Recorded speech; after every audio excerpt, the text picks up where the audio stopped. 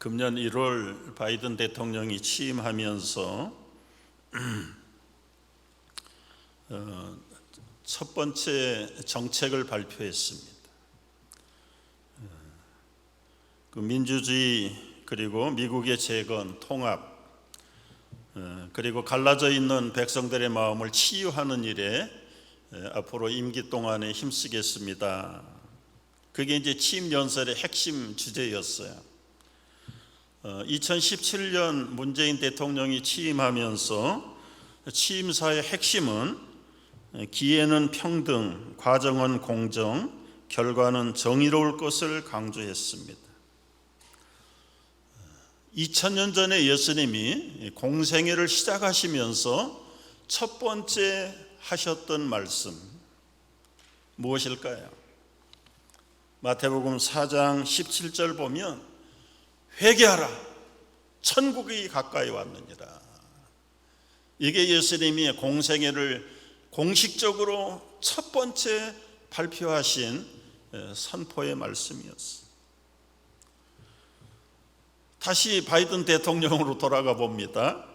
첫 번째 취임하시고 하신 일이 무엇일까요? 너무 극성을 부리고 있는 코로나 바이러스 감염증을 확산하는 일을 방지하겠다. 그리고 기후변화와 인종차별 그리고 15개 무슨 행정명령에 사인을 했습니다. 문재인 대통령은 첫 번째 뭘 했을까? 저는 그냥 생략하고 넘어가겠습니다. 예수님은 이 공생의 취임사를 선포하시고 첫 번째 하신 일이 무엇일까? 갈릴리 해변을 다니시면서 제자들을 부르셨어요.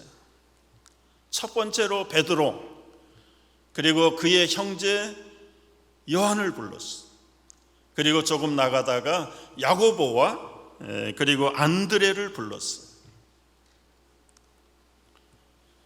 그리고 그들을 향해서 나를 따르라. 내가 사람을 낚는 어부가 되게 하리라.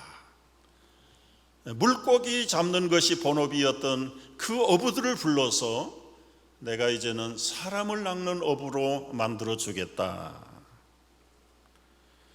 그리고는 그 제자들을 데리고 갈릴리 돌아다니셨어요. 3년 이상 공적으로 하신 사역 3가지, 우리말로는 그리스도의 3대 사역이라. 3대 사역. 마태복음 4장이나 오늘 9장 35절에 나와 있습니다. 예수께서 모든 갈릴리 온 도시와 마을에 두루 다니사 그들의 회당에서 가르치시며 천국 복음을 전파하시며 모든 병과 모든 약한 것을 고치시니라. 그래서 이 예수님의 티칭 그리고 프리칭, 힐링 이 3가지를 예수님의 3대 사역이다. 이것은 예수님이 하신 일이기도 하지만 그 제자들과 그리고 훗날 예수님의 제자가 된 모든 성도들이 해야 될 기본적인 사역 3가지다. 티칭하고 프리칭하고 힐링하는 것, 이것이 바로 여러분과 내가 예수님의 제자라면 해야 될 3가지 사역이다. 사역. 우리가 간단하게 3가지를 검토해 보려고 합니다. 첫 번째, 예수님이 천국의 삶을 가르치셨어요. 3년 동안 12제자들을 훈련했습니다. 한 제자는 제자 훈련에 실패했지요. 갈릴리를 두루 다니시면서 예수님은 그 갈릴리가 요즘 말로 하면 유대 크기가 그렇게 크지는 않아요. 우리 한국으로 비하면 전라북도보다 좀 작다고 그래요. 우리 뉴욕하고 비교할 수 없어서 지금 한국의 비유를 드는 겁니다. 제자들을 데리고 한 바퀴 두루 다 다니셨어요. 그리고는 또 다니시고 한 3번 정도 요즘 말로 하면 전국 일주를 다 하신 거예요. 관광하러 다닌 거 아닙니다. 온 동리와 온 도시와 온 마을을 샅샅이 방문하셔서 천국의 삶을 가르치신 거예요. 주로 가르치시는 장소는 회당에서 가르치셨다. 유대인들은 10가구만 모이면 회당 하나씩을 만들었어요. 예수님 당시만 해도 예루살렘에 480개 정도 회당이 있었다고 그래요. 예수님도 어린 시절 나사렛이라는 동네에서 자라셨는데 그 나사렛 동네 회당에 가서 안식일 날 예배하고 그리고 율법을 배우고 교훈을 가르침 받고 기도하고. 근데 예수님이 점점 성장을 해보니까 동네에서 가르치는, 회당에서 가르치는 율법사들이나 회당장의 가르침이 구약 성경하고 맞지 않는 거예요. 뭐가 안 맞을까요? 아주 자세하게 가르치긴 하는데 그 율법의 완성자로 오신 메시아를 기다려라, 메시아를 만나야 된다, 그걸 안 가르친 거예요. 그러니 얼마나 답답하겠어요. 지금 예수님은 메시아로 오셨는데, 어릴 때는 몰랐는데 공적인 생애를 시작하시면서 요단강에 가서 세례를 받으시고 40일 성령의 지시하심을 따라 금식기도 하시면서 내가 너를 기름 부은 그리스도로 보냈다, 그 확신을 깨닫는 가운데 이제는 더 이상 침묵할 수가 없는 거예요. 그래서 회당마다 들어가서 이 회당은 잘 가르치는가 들어보면 인간의 교훈과 율법의 정죄만을 가르치지 그 율법의 완성자로 오신 메시아에 대해서는 가르치지 않는 거예요. 그래서 12살 때부터 그 회당에, 예루살렘의 회당까지 가서 그 제사장들하고 토론을 하는데 생각하지 못했던 질문들과 그리고는 율법의 해석을 그 할아버지 같은 대제사장들 앞에서 12살 소년 예수님이 전곡을 찔러서 질문도 하고 대답도 하고 율법을 해석하는 것을 보고 조금 더 극단적으로 말하면 기절초풍을 하는 줄 알았다. 그리고는 이제 공생애가 돼서 성인이 되셨을 때 회당에 들어가서 이제는 더 이상 배우지 않고 회당장이 오시면은 예수님을 초청 스피커로, 설교자로 그러면 예수님이 설교하시는 내용이 이사야서를 펼쳐가지고 내가 온 것은 기름 부음 받음을, 슬픈 자를 위로하고 병든 자를 고치고 가난한 자들이 부해지고 갇힌 자들이 자유함을 얻고 눈먼 자들이 보게 된다, 이 슬픔의 은혜의 해를 선포하게 하려고 메시아로 왔다. 메시아로. 이제 그때부터 아마 회당에서 쫓겨나기 시작한 거예요. 오, 저 친구 봐라, 그래도 뭔가 좀 영특해서 세워놨더니 자기가 메시아라고 그러네. 그래서 그때부터 회당에서 배척을 받기 시작을 해요. 그래서 예수님은 제자들을 데리고 온 동네로, 마을로 다시 돌아다니는 거예요. 여러분, 정작 구약의 율법의 완성자로 오신 메시아가 오셨는데 율법사들이, 제사장들이 그걸 깨닫지 못하고 깨달아도 바로 가르치지 않고 자기들의 위치가, 권위가 훼손될까 봐 혜성처럼 나타난 메시아를 업신여겨버리는 거예요. 회당에서 쫓겨나니까 결국은 제자들을 데리고 이 마을 저 마을로 길거리로 다니면서 율법의 완성자로 오신 예수 그리스도를 가르칠 수밖에 없는 거예요. 그러면서 말씀해요. 나는 온유하고 겸손하니 내게 와서 배우라. 너희는 가서 모든 족속으로 제자를 삼으라. 3년 동안 예수님이 이 가르치는 일에 전념을 하셨어요. 여러분이 제자라면, 성도가 되려면 배우기를 힘써야 됩니다. 우리 성도들, 교우들 가운데 배우기를 별로 싫어하는 성도들이 때로는 있어요. 아이고, 제 나이가 얼만데 이제 배운들 무슨 소용이 있어? 과거에 다 해봤어. 그런 분들은 진정한 제자의 자세가 안 된 분들이세요. 여러분, 사람은 죽을 때까지 배워야 돼요. 배움의 목적이 무엇입니까? 예수님을 배우면 예수님처럼 되는 것이고, 예수님이 선포하신 천국이 들어갈 수 있는 것을 끝까지 배워서 천국에 들어가야 우리 배움이 끝나는 겁니다. 그래서 여러분, 귀찮고 힘들지만은 교회의 기능 중에 하나가, 우리 비전, 교회 센트럴 교회 비전 가운데 하나가 알찬 교육. 배우든지, 배우기 싫으면 가르치든지, 가르칠 수 없으면 다시 배우든지, 우리가 죽을 때까지 해야 돼요. 예수님이 그렇게 하신 거예요. 제자들이 끝까지 제대로 배우지 못했어요. 그러나 예수님은 세상 뜨셨잖아요.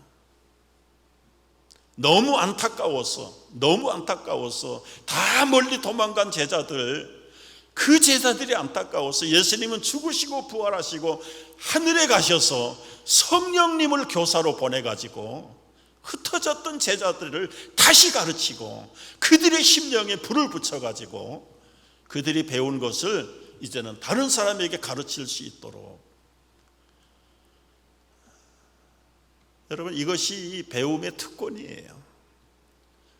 우리가 세상에 배워야 될 게 많습니다. 일반 교육 배워야 됩니다. 학교 교육 배워야 되고, 경제도 배워야 되고, 역사도 배워야 되고, 많이 있지만 모든 것을 다 배웠다 할지라도 예수 그리스도를 배우지 않는 것은 nothing.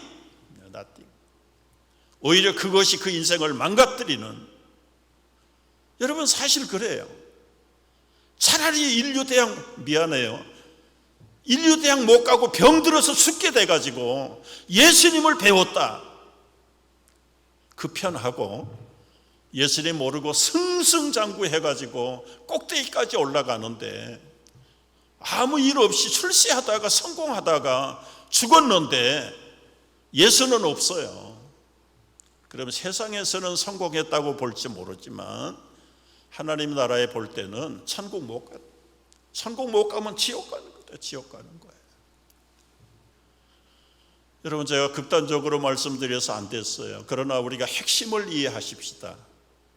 일반 은총도 누리면서 일반 은총보다 더 놀라운 특별한 성도라고 하는 은총, 이게 특별 은총이에요. 예수를 믿는 것이 특별 은총인데, 믿는다는 게 뭔가? 믿는다는 게 예수님의 삶을 배우고, 예수님의 복음을 배우고, 예수님의 영원한 생명을 배워서 그 생명을 가르치고 나눠주고 함께 누리는 것이 이 예수님의 삶을 배우는 것이에요.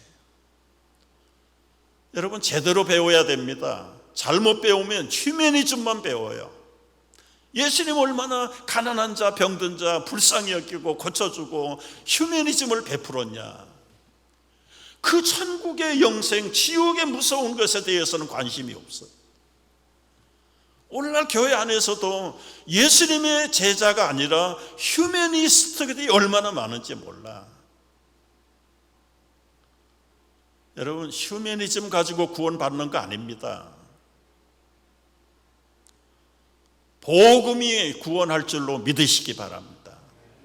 그래서 우리가 배워야 되고요, 모르는 사람에게 가르쳐야 됩니다. 알찬 교육, 우리 첫 번째 비전입니다. 두 번째는 예수님이 천국 복음을 전파하셨다. 전파. 이 티칭은 그냥 1대1이나 소그룹으로 하는 것이에요. 근데 이 선포하는 것, 전파, 프리칭 하는 것은 듣든지 안 듣든지 그냥 던지는 거예요. 던져. 몇 사람이 됐든지 1000명, 10,000명이 됐든지 간에 일방적으로 회개하라, 천국이 가까이 왔다, 예수 믿으라, 그리하면 너와 내 집이 구원을 받을 것입니다. 반응은 관계없어요. 순종하든지 안 하든지 관계없이 그냥 선포하는 거다. 선포. 이게 예수님이 하신 일이에요. 민족이 달라도 선포하면 돼요. 선포. 말이 어느라면 그 나라 말로 전도지를 통해서 선포하는 거예요. 이게 우리 교회 뉴욕 센트럴 교회 두 번째 비전이에요. 널리 선교, 널리 선교. 가든지 보내든지 하라. 가든지 서포트를 하든지 후원하든지.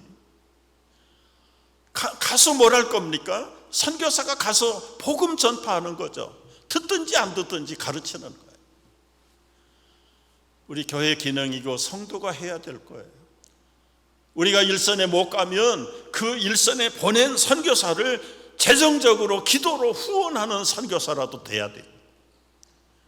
근데 우리는 일선에 안 가고 뒤에서 숨어서 후원하는 것만 바라지요. 여러분, 그것도 맞지 않습니다. 숨어있는 요나를 불러가지고 보내는 것처럼 여러분, 언제까지 숨어 있을 수 있을까요? 내 속에 컬링을 했는데, 불을 불러주셨는데 나는 일선에 안 갑니다. 나는 기도로 선교 헌금으로 보내. 여러분, 그건 주님에게는 통하지 않을 수가 있어요. 궁극적으로 우리는 다 가야 돼요. 멀리 가지 못하면 이웃이라도 가서 복음을 전해야 돼요. 복음을 선포하고 전파해야 돼. 전파해. 때를 얻든지 못 얻든지 너는 하나님의 말씀을 전하라, 선포하라, 선포하라. 세 번째는 무엇입니까, 여러분? 예수님은 모든 병과 약한 자를 고치셨어요. 예수님이 복음을 선포하시고 천국이 가까이 왔다 하시고 나서 처음에 하신 일이 무엇입니까? 나와 환자들을 고쳐주셨어요. 그리고 나서 마태복음 순서를 보면 백부장의 하인의 병을 고쳐주셨어요. 베드로 장모의 열병을 고쳐주셨어요. 귀신 들린 사람들을 고치셨습니다. 중풍병자를 고치셨습니다. 해당장의 어린 딸, 죽은 딸을 살리셨습니다. 맹인들을 눈뜨게 했습니다. 중풍병자들을 말 못하는 사람을 고치셨습니다. 혈류증으로 앓고 있는 여인의 그 혈류증을 고쳐주셨습니다. 온 동네 사람들이 입에서 입으로 소문이 퍼지기 시작했어요. 하룻밤이 지나니까 남녀노소 가릴 것 없이 병들고 지친 사람들이 예수님에게 병 고침 받으려고 떼를 지어서 몰려 나왔다.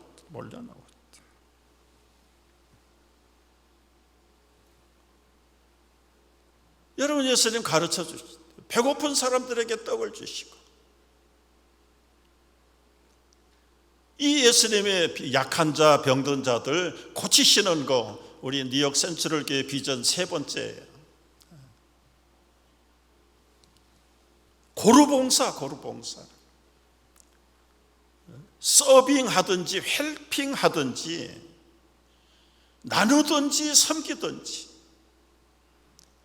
기도로 섬길 사람 기도로 섬기고, 은사로 섬길 사람 은사로 섬기고, 물질로 섬길 사람 물질로 나누고 섬기고, 예수님이 모든 약한 자, 병든 자들을 다 고쳐주죠.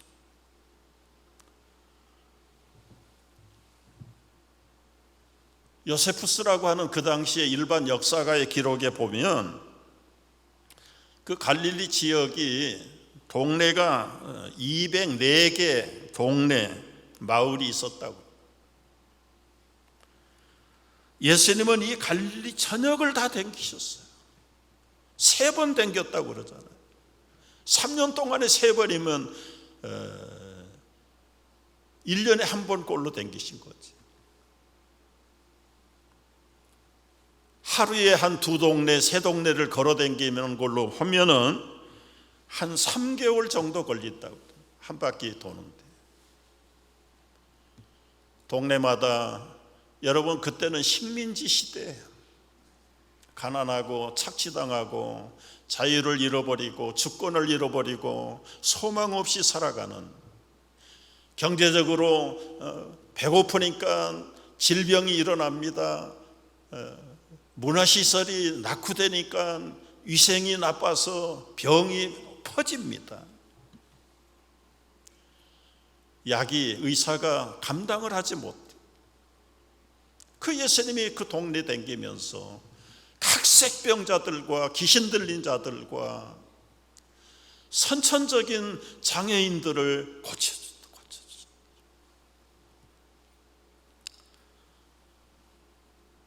여러분, 이제 오늘 이 시대에 예수님이 하셨던 3대 사역을 우리가 어떻게 적용을 해야 될까? 이 예수님의 복음이 과거에 힘들고 가난한 사람에게만 필요한 것입니까?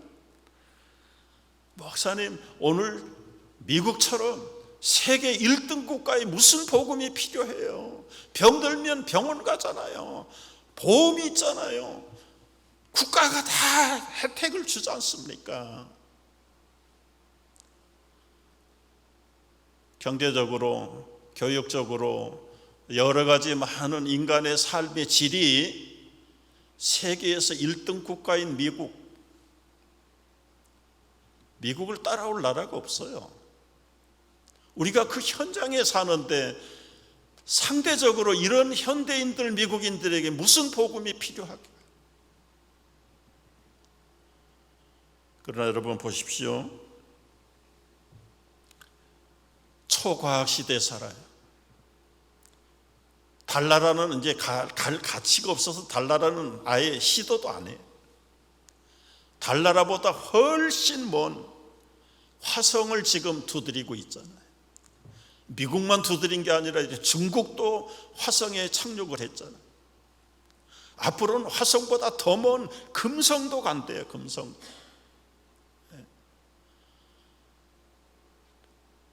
테슬라에서 20만 불씩 내고 우주여행 하는데 벌써 다 레저브 끝나버렸대. 한 번 타고 구경하고 오는데 20만 불, 25만 불. 이런 시대에 무슨 복음이 필요합니까? 여러분, 과학이 극단적으로 발전해, 교육이 풍성하고 의료 시설이 충분할지라도 인간의 죽음을 해결할 방법이 없다. 죽음을 해결할 수 있는 의학이 없고 과학이 없고 교육이 없어요. 세상에 어떤 것 가지고도 죽음을 해결할 수 있는 것 아무것도 없다. 죽음의 원인이 뭐냐? 죽음의 원인이 마이크로 현미경을 가지고도 그 죽음을 들여다보면 죽음의 원인이 안 보여요. 죄가 보여야 되는데 죄는 초현미경, 극대현미경을 가지고도 찾아낼 수가 없어요. 여러분, 눈에 보이지도 않는 이 죄가 미국 사람만 죽이는 게 아니라 인류를 100% 죽여요. 100%. 아무리 질병에서 벗어났다 할지라도, 아무리 초과학과 현대교육으로 인간성을 회복했다 할지라도 죄의 강력한 무기 사망을 해결할 길이 없어. 사람이 죽으면 그것으로 끝납니까? 그 다음에 내세 문제, 천국과 지옥이 분명하게 존재하는데 사람들은 거기까지도 신경을 안 써. 죽는 것만 두려워 떠는 거예요. 여러분, 미국에서 코비드로 59만 명, 건 60만 명이 죽었어요. 세계에서 죽은 자가 5,900만 명이 죽었어요. 5,900만. 1초에 2명씩 죽어요. 1초에 2명씩. 하루에 16만 명이 죽어요. 코비드뿐만 아니라 뭐 사고, 자살 다 포함해서 1년에 5,900만 명, 한국 인구가 5,700만 명쯤 되죠. 1년에 한국 인구 같은 숫자가 죽어나가요.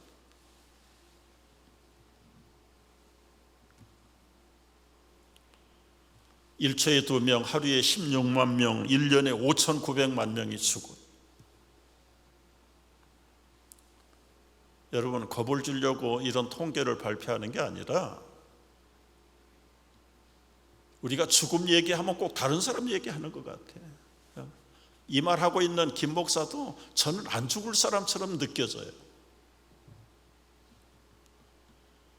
여러분, 죽음은 아무도 예외가 없다. 언제 일는지 아무도 몰라.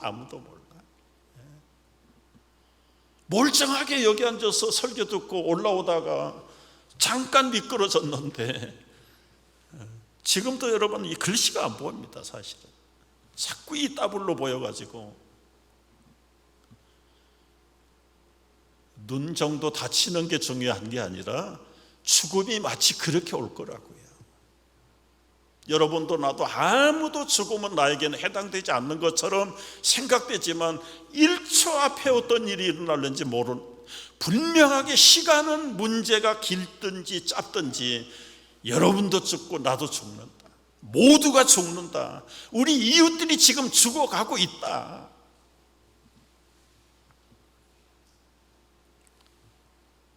이런 이웃들을 바라보면서 우리가 그들에게 복음을 전해야 돼요. 천국 복음을 선포해야 돼요. 그들의 약함과 아픔과 병든 것을 고쳐야 돼요. 이 3대 사역의 궁극적인 목적이 무엇입니까? 결국은 천국에 가기 위함이다. 천국에 가기. 근데 어떻게 고칠 수 있을까요? 어떻게 복음을 전할 수 있을까요?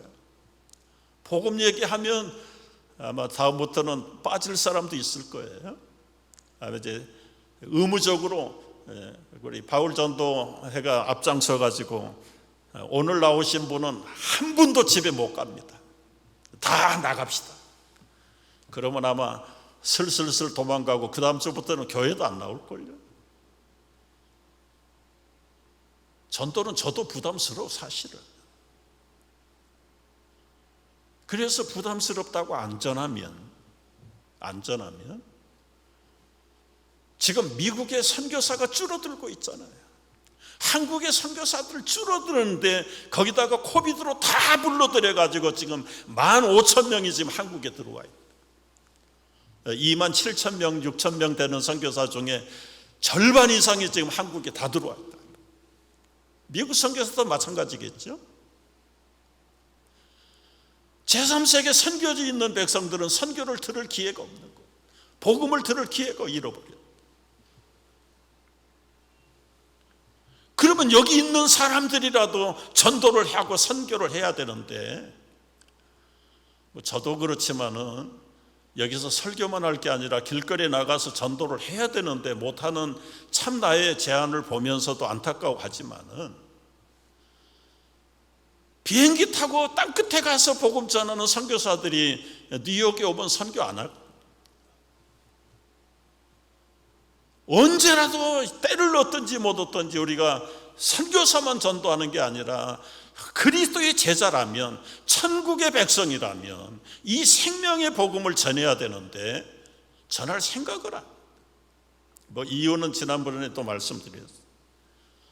전도 안 하는 이유가 수백 가지 될 거예요.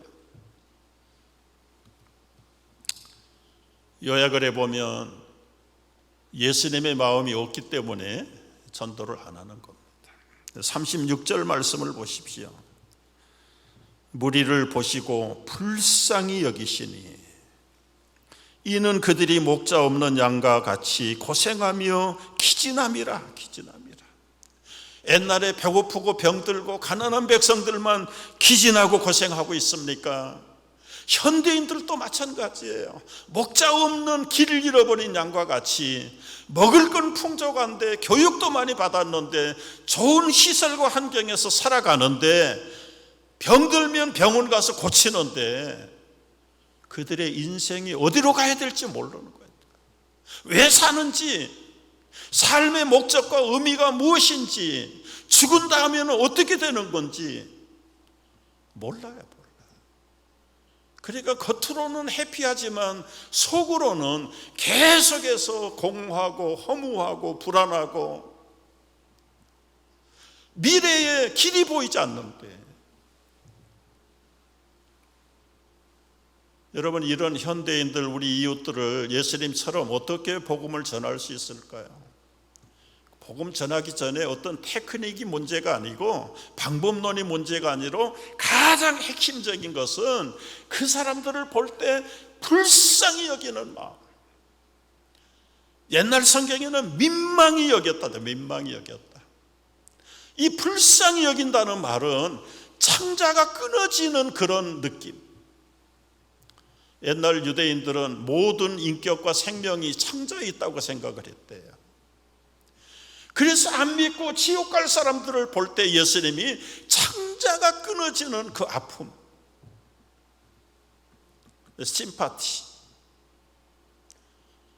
그래서 예루살렘을 내다보면서 예수님이 얼마나 간절했으면, 불쌍히 여겼으면 눈물을 다 흘리죠. 눈물을 다 흘리죠. 여러분, 전도는 방법론이 아니에요. 이 불쌍히 여기는 마음, 이게 있어야. 제가 목회하면서 이제 우리 성도들 가끔 안수기도 하잖아요. 안수기도. 근데 안수기도 하면 다 응답 받는 경우도 있고 안 받는 경우도, 못 받는 경우도 있는데, 주로 응답 받는 경우는 어떤 경우일까? 그냥 목사이기 때문에, 그저 기도해야 된다는 직책이 목사니까 그런 마음으로 기도하면 응답이 없더라고요. 정말 불쌍히 여겨서 하나님, 이 형제, 이 자매에게 그게 그의 아픔이 나의 아픔처럼 느껴질 때 없던 아기도 퐁퐁 나오고요, 질병도 떠나가고, 우리 어린아이들 아토피 때문에 고생하잖아요. 토론토인가 여름에도 반팔을 못 입어요. 아주 조그만 아이. 너무너무 불쌍하잖아요. 붙들고 간절히 기도했는데 그 다음 날 깨끗하게 살아. 여러분, 이게 목사에게만 주는 게 아니에요. 나는 못해요, 할 수 없어요, 나는 뭐 언제 훈련이 됐나요, 내게 무슨 뭐 권세가 있나요, 그 핑계 될까봐 예수님이 10장 1절에 뭐라고 말씀하셨습니까? 다 같이. 예수께서 그의 12 제자를 부르사 더러운 귀신을 쫓아내며 모든 병과 모든 약한 것을 고치는 권능을 주시니라. 권능을 주시니라. 12 제자에게 주셨다는 것은 복음 전하는 모든 사람에게 이 병 고치고 귀신 쫓아내고 이 영적인 권세를 여러분에게 주신 줄 믿으시기 바랍니다. 제가 20살 때 회개하고 예수님을 주님으로 영접하고요, 우리 안 믿는 부모님들, 가족들 위해서 간절하게 기도했잖아요. 그리고 2년 넘도록 만나지 못했던 엄마를 만나러 집으로 돌아왔어요. 시골에서 요양생활 하다가 집에 오니까 엄마가 큰아들을 아마 정거장까지 나올 수 있는 근데 집에 와서 엄마 부르는데도 대답이 없어. 그냥 죽어가고 있는 거. 아버지 둘째, 셋째, 넷째 가만히 그냥 벌써 한 달 이상 화장실 출입도 못하고 의식도 없고 누워있는 그 엄마의 죽음을 내려다보고 있는 거예요. 지금 2년이 넘도록 그토록 사랑하던 큰아들이 왔는데 의식이 없어.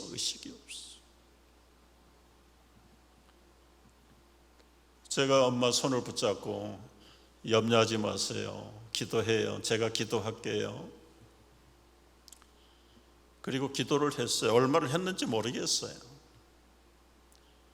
기도를 하고 나니까 달라진 게 뭐냐면 코골이 소리가 없어졌어요. 그 코골이 소리가 마지막 숨 넘어가는 소리라는 걸 나중에 제가 알았는데요. 그 소리가 없어졌어요. 하루 이틀 3일째 되는 밤 부엌에서 손빨래 하는 소리가 들려요. 문을 열어봤더니 그야말로 한 달 동안 누워서 의식도 없던 엄마가 부엌에 가서 손빨래를 하고 계세요. 아들도 모르고 엄마도 몰라. 엄마 웬일이야? 그랬더니 글쎄 몸이 가볍네. 아들은 잘 됐네. 요즘 같으면 할렐루야 아멘 해야도 남아야 되는데 영 몰라 통 몰라. 나중에 보니까 이 간절한 믿음의 기도, 우리 가족을 구원시키겠다는 하나님의 의지, 그게 처음으로 손을 붙들고 기도하는 20살짜리 아들을 통해서 치유의 권세와 능력이 나타난다는 걸 저는 그때 믿기 시작했어요. 그리고는 개척교회를 섬기는데 가난한 동네에 얼마나 병자가 많습니까? 근데 이 나이 드신 이 목사님이 신방을 갈 때 꼭 저를 데리고 갔어요. 집집마다 환자들이, 죽어가는 사람들이 새까맣게 배가 복수가 차가지고 동산만큼 부른 부인들이 죽어가는데요, 들어서면 불쌍한 거예요. 20살 아주 어린 새파란 젊은이가 거기다가 무슨 손을 얹고 기도를 하겠습니까? 무슨 안수 기도를 하겠습니까? 너무 간절하게 불쌍히. 그러면 제 몸이 한 2만 볼트 전기가 나오는 것 같아요. 그러면서 이분은 살았다, 마음에 확신이 들어요. 한 주, 2주 되면 그 볼록했던 배가 쑥 꺼져가지고 가족들이 부축해가지고 교회에 왔어요. 그런 일들이 수없이 일어나기 시작해요. 집에 있는데 김 선생 찾으러 왔어요. 주일학교 선생이니까 김 선생이죠. 지금 아무개가 여자 교사가 뻘거벗고 지금 동네를 돌아다닌다는 거예요. 귀신이 들렸다는 거예요. 멀쩡한 주일학교 교사가, 처녀가 벌거벗고 동네를 돌아다니기 그 제정신입니까? 교인들이 잡아다가 교회다가 이불을 덮어가지고 있는데 김 선생 빨리 와서 기도해줘야 돼. 사람들이 막 몇 사람이 붙어가지고 누르는데도 힘을 못 담당. 그때도 안수기도 못. 그래서 우리 한번 기도합시다. 그러면 눈동자가 확 제자리로 돌아오고 거품을 흘리고, 그리고는 부끄러워가지고 정신을 차리고 그냥 막 도망을 가요. 여러분, 제가 이런 말씀을 왜 드리는가 하면은요, 나는 못해, 나는 할 수 없어, 나는 겁이 많아. 여러분, 여기 주보에다 제가 그래서 올려놨어요. 하나님이 나를 쓸 수 없다고 느껴질 때 읽어보세요. 여러분, 노아는 술 취한 사람이었고, 아브라함은 노쇠했고, 이삭은 공상가였고, 야곱은 거짓말쟁이였고, 레아는 못생겼고, 요셉은 학대를 받았고, 모세는 말을 잘 못했고, 기드온은 겁쟁이였고, 삼손은 긴 머리 바람둥이였고, 라합은 기생이었고, 다윗은 간임하고 살인한 자요, 엘리야는 심한 우울증 환자였고, 이사야는 뻘거벗은 설교자였고, 요나는 도망자였고, 나오미는 과부였고, 욥은 파산했고, 세례 요한은 권총을 먹었고, 베드로는 그리스도를 부인했고, 제자들은 기도하다가 잠들었고, 마르다는 모든 일에 근심이 많았고, 막달라 마리아는 귀신이 씌었고, 사마리아 여인은 수차례 이혼을 했었고, 삭개오는 키가 너무 작았고, 바울은 너무 종교적이었고, 디모데는 위궤양이 있었고, 나사로는 죽었어요. 그런데 하나님이 그 사람들을 쓰셨습니다. 여러분도 쓰실 수 있습니다. 믿으십니까? 아멘. 크게 해보세요. 아멘. 문제는 뭐예요? 문제는 정말 불쌍히 여기는 마음. 예수님의 그 마음이 사람을 볼 때 갖는 불쌍한 마음. 우리가 그 불쌍한 마음만 가지면 잠을 제대로 자겠습니까? 먹을 걸 제대로 먹겠습니까? 적당히 눈가림하니까 먹을 거 다 먹고 잠잘 거 다 자고, 아무 관심도 없고, 그들에 대한 안타까움도 없고, 예수님의 마음도 없고, 그런 사람들이 무슨 기적이 일어나겠어요? 여러분, 우리의 영적인 시각을 바꾸자고요.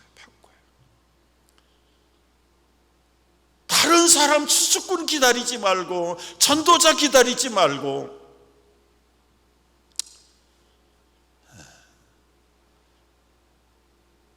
제가 기도를 부탁해야 될지 안 해야 될지 모르겠는데 30분 안에 설교할 수 있도록 기도해달라고 부탁할까 하다가 제가 여기 시계를 놓고 하는데도 꼭 40분이 넘어가야 돼.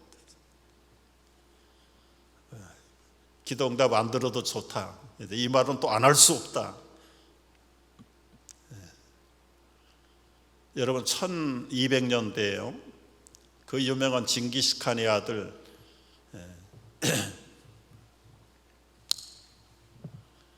중국을 통일하고요, 정복을 하고, 마르코 폴로라고 하는 이태리에서 온 그 탐험가를 통해서 교황청에다가 우리나라의 기독교 선교사 100명만 보내주십시오 요청을 했어요.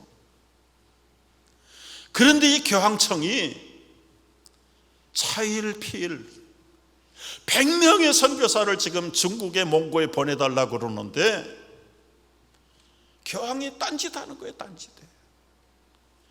결국은 20년 후에 쿠빌라이 칸도 죽어버리고 교황청에서 선교사 2사람 보내. 2사람. 20년이 지난 후에 2사람 보냈는데 중국은 어떻게 됐는가? 라마 불교로 완전히 국교로 정해버리고 기독교의 복음이 씨알이 맥히잖아. 씨알이 맥히죠. 20년 전에 100명의 선교사를 보내달라고 그랬을 때 보냈더라면 여러분, 오늘날 세계 역사가 바뀌었겠죠. 다른 사람을 기다리지 말고요, 여러분, 예수님의 마음, 불쌍히 여기는 마음, 우리 이웃들을 바라보면서 좀 불쌍히 여기는 마음, 그 마음 붙들고 기도할 때 성령께서 귀신을 쫓아내고 병드는 자를 고치는 권세를 여러분에게도 주시고, 기도하면 꼭 가서 기도하지 않아도 멀리서 기도해도 하나님께서 그 기도를 통해서 그 사람들의 무지한 심령을 일깨우고 살리고 영원한 생명의 역사가 일어날 줄로 믿습니다. 오늘 기도하겠습니다.